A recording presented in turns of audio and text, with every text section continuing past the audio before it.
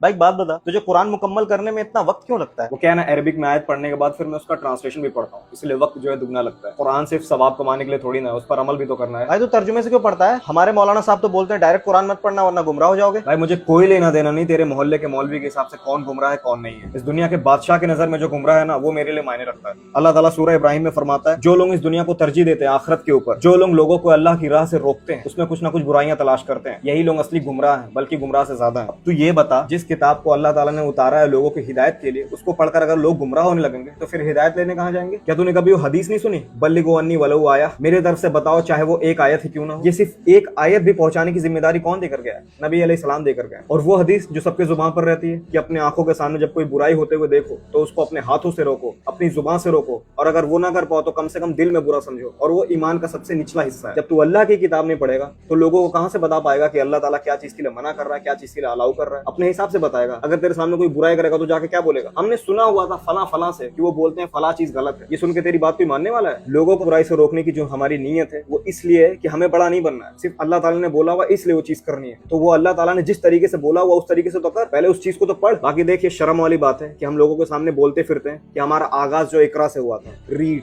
पढ़ो, अगर हम सच में पढ़ते नहीं है।